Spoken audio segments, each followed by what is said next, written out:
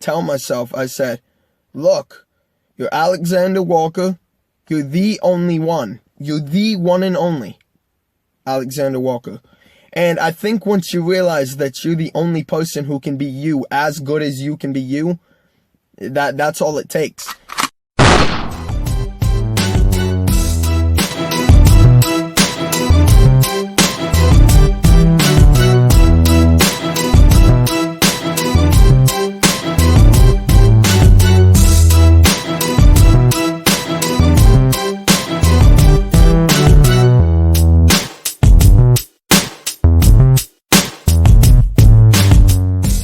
Hi, welcome to Walker Wisdom, the home and main channel of the Walker Wisdom Show.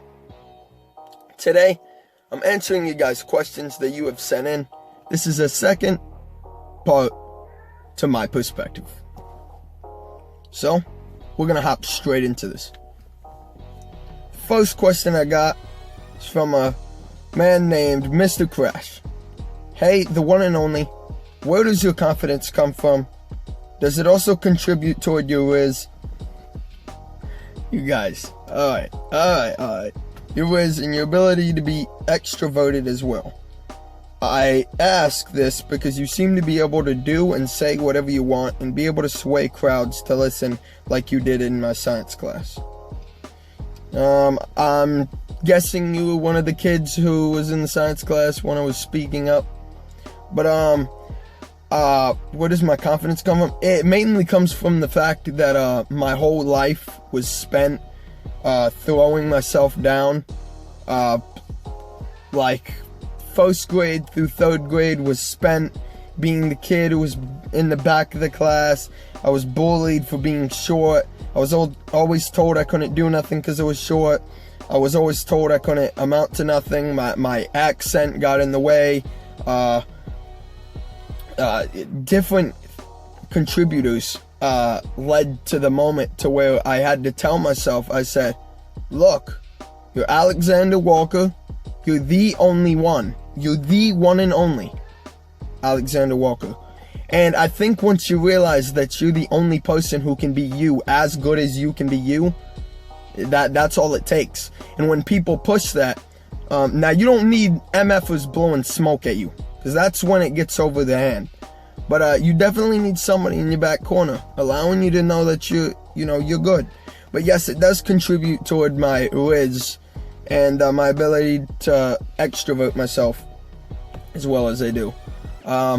Because, to be completely honest, I went from not believing in myself to where my father set the goal, said I had his last name. He threw me out in the world and he said, look, you gotta do this, you gotta do this, and you gotta be the best version of yourself. You gotta be the best human alive. And that's what I was set out to do. So I'm gonna be the best human alive.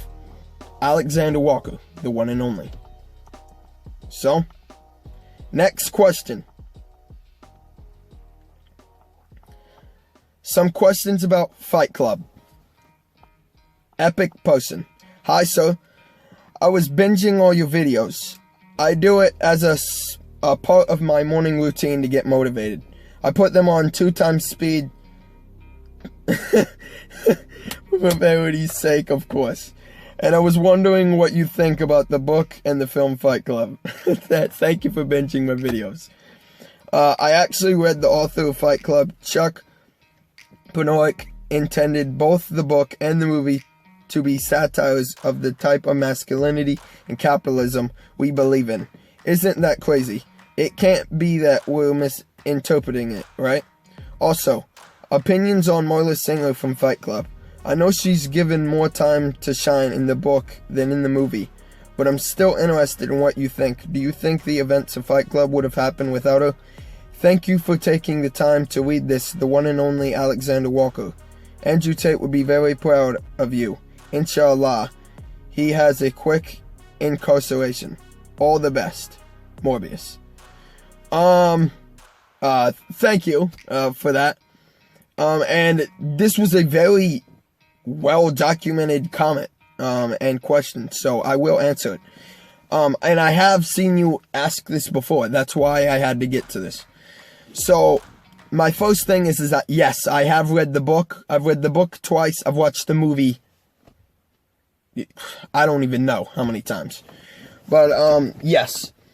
I do believe, when Chuck was making the book and, allowed them to make film, I believe they set the same goal. Now, yes, there was different, endings if you read the book. Major ending. Different ending.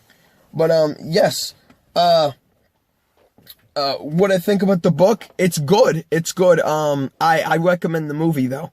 But if you're one of those people who can sit down, read a book, I would recommend Fight Club. But I'd recommend the movie better, because there's something about watching that movie and seeing the little plot twist, which I won't reveal in case somebody hasn't watched it. It's something about that opens that crack in your mind that allows you to become the best version of yourself, because you realize that he can do it. So you can too. Chuck intended both the book and the movie to be satires of the same type of masculinity and capitalism we believe in. Isn't that crazy? It can be misinterpreted, right? It can't be misinterpreted. He read it. He allowed the movie to be produced in the same way. And yeah, I believe, I believe the soul code of us being men and us being able to come out of our shell and be able to be the best version of ourselves, humanly capable. I believe that's what we need in our human satire. I truly do. And the capitalism form of pushing, oh, you gotta have the best shoes, that is not what a man is about. In the hunter and gatherer set of the world, we must look at an opportunity and say, I must do this. No matter what shoes I have, no matter what company I stand by, no matter what car industry I'm working for, you must be able to still do it, because as men, that was what we were made to do. Continue doing our job. Whether we like it or not, that was our job.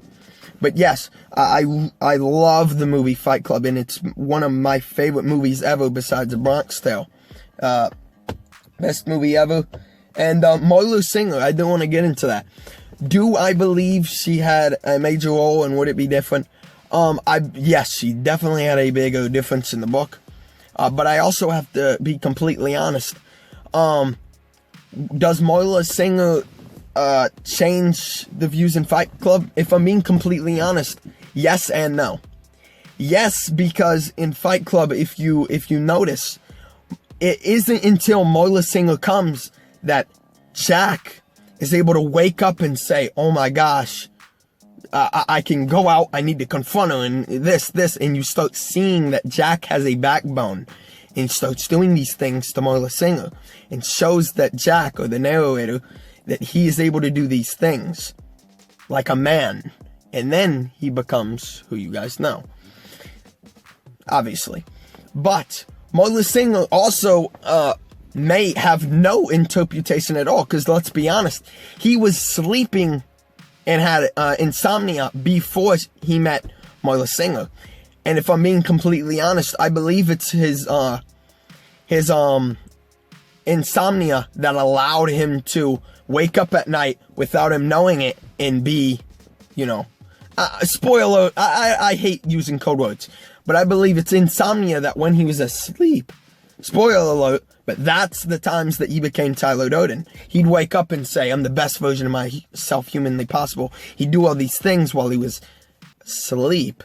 And bam! That's why he was never awake. He was never asleep, because he was doing these things in his meantime. So yes, Marla Singer may have, but I believe he was secretly Tyler Durden before Marla Singer ever came in the picture. I just believe Marla Singer is the one who pushed it out of him to the extreme level that it came. So that was your question asked. Thank you for the question, by the way. I really liked answering that.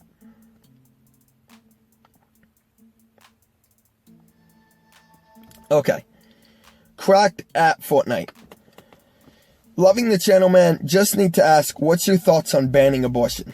I know cancel culture is going to hate me answering this, but do I care? No. Because this is my walk of wisdom, not those. And I don't fade away from giving my honest opinions, so here it is. My thoughts on banning abortion? I believe abortion is one of the most satire and hateful and heinous crimes any woman, anybody who makes the decision can make. And not because they're killing something that they believe has no source of life, but because they're literally committing murder without knowing it.